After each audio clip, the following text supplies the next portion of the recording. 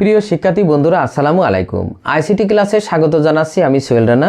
আজ আমি আবারও আপনাদের সামনে হাজির হয়েছি নতুন একটি ভিডিও নিয়ে।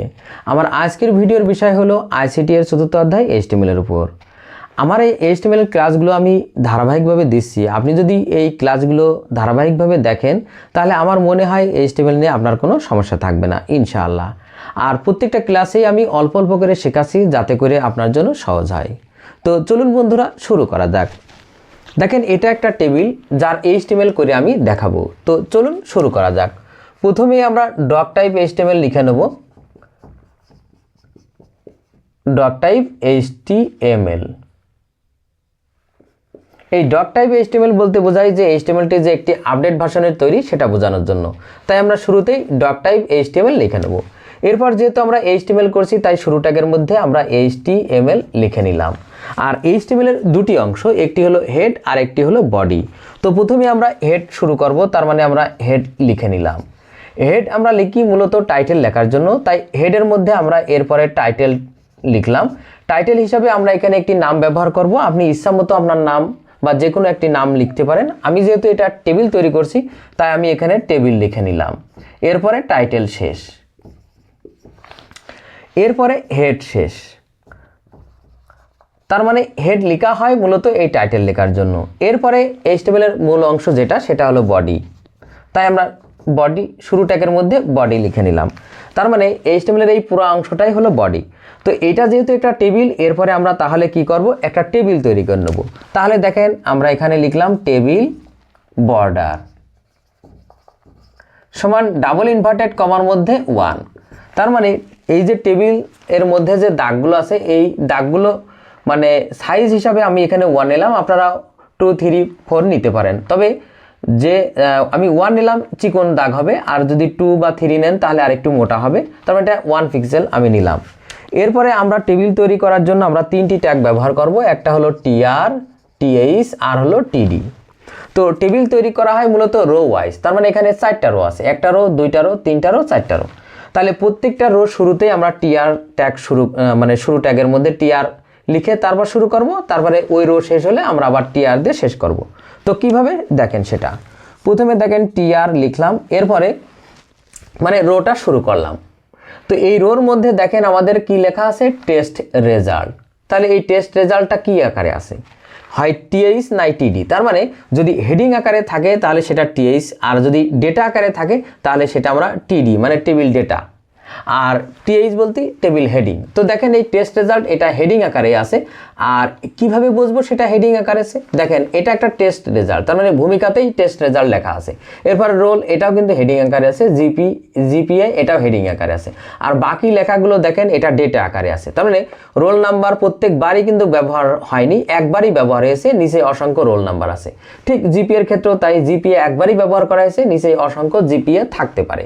সেই জন্য আমরা মানে এখানে শুরুতে যে GPA লেখা আছে এটা হেডিং আকারে ধরবো, তার নিচে যে GPA মানগুলো থাকবে সেটাকে আমরা TD আকারে লিখব। তো দেখেন প্রথমে আমরা TR লিখলাম, তার মানে এই রো শুরু হয়ে গেল। এরপরে আমরা হয় TH নাই TD লিখে ওই লেখাটা মানে টেবিলের মধ্যে যে লেখাটা আছে সেটা লিখব। তো যেহেতু এটা আমরা হেডিং আকারে রয়েছে তাই আমরা TH লিখলাম।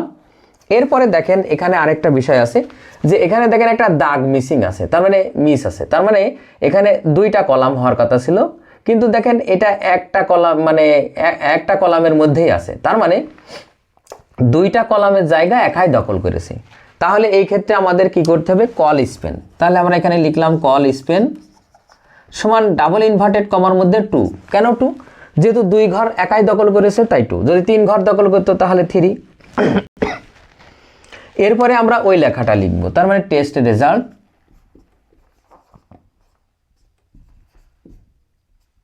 এরপরে TH শেষ। তারপরে দেখেন TR শেষ। তার মানে এই রো শেষ হলো মানে কি TR শেষ হলো। এবার দেখেন আবার আমরা TR শুরু করলাম, তার মানে দ্বিতীয় রোর কাজ করার জন্য। তাহলে দ্বিতীয় রোতেও দেখেন প্রথমে রোল আছে তারপরে GP আছে। তাহলে আমরা প্রথমটায় TH লিখলাম, এরপরে রোল, তারপরে TH শেষ। দেখেন আমরা যদি TH শেষ না করতাম তাহলে এখানে কিন্তু একই ঘরের মধ্যে সব লেখা হয়ে যেত। সেজন্য যেহেতু এই কলামে রোল আছে তাই আমরা TH এরপরে রোল TH শেষ। এবার দেখেন পরের কলামে, তার মানে এই কলামে জিপি আছে, তাহলে আবার আমরা টিএইচ শুরু, এরপরে জিপিএ, তারপরে টিএইচ শেষ করলাম, এরপরে টিআর শেষ করলাম। তার মানে দ্বিতীয় রো শেষ হলো, মানে কি টিআর শেষ। তো এবার দেখেন আমরা তৃতীয় রোর কাজ করব, তাহলে আবার টিআর শুরু করলাম। এবার দেখেন এটা ডেটা আকারে আছে, তাহলে আমরা এখানে এখন কিন্তু টিডি ব্যবহার করব, টিডি, এরপরে 01, এরপরে টিডি শেষ।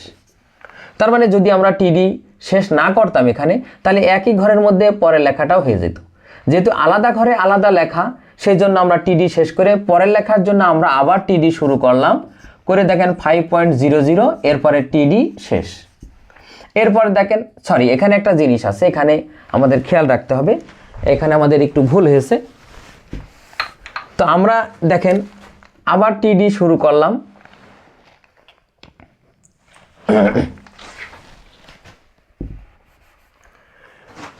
এবার দেখেন টিডি, এরপরে দেখেন টিডির মধ্যে আমাদের এখানে 5.00 আছে, কিন্তু দেখেন এখানে দুইটা ঘর একাই দখল করেছে। সে কিভাবে? রো ওয়াইজ, তার মানে উপরে একটা রো, নিচে একটা রো, এখানে যে দাগটা সেই দাগটা নেই, তার মানে কি দুই ঘর একাই দখল করেছে। তাহলে এটা কি ওয়াইজ? মানে রো ওয়াইজ। তাহলে আমরা এখানে লিখবো রো স্পেন সমান ডাবল ইনভার্টেড কমার মধ্যে 2। কেন 2? যেহেতু দুই ঘর একাই দখল করেছে সেই জন্য। এরপরে 5.00, এরপরে টিডি শেষ। এবার দেখেন আবার টিআর শেষ। কেন? কারণ এই রোর কাজ শেষ, সেই জন্য আবার টিআর শেষ। আবার দেখেন আমরা টিআর শুরু করলাম, তার মানে একদম শেষ রোর কাজ করার জন্য। তাহলে আবার আমরা টিডি ব্যবহার করব। তো এরপরে কি আছে? 02, তাহলে আমরা 02, এরপরে টিডি শেষ। দেখেন আর নেই, যে 01-এর সাথে 5.00 কিন্তু ওই রোতেই কাজ হয়ে গেছিল। তাই এই ক্ষেত্রে আমাদের 02 যখন আমরা লিখব তখন এই রোর কাজ আর করবো না। তাহলে এরপরে আমাদের কি? আবার ওই টিআর শেষ। এবার দেখেন আমরা যে কাজটা করলাম এটা হলো টেবিলের কাজ, তাহলে আমাদের প্রথমে টেবিল শেষ করতে হবে। তাহলে আমরা এখানে টেবিল শেষ করলাম। টেবিলটা ছিল কি? বডি, মানে বডির মধ্যেই ছিল এই কাজটা। তাহলে আমরা এরপরে বডি শেষ করব।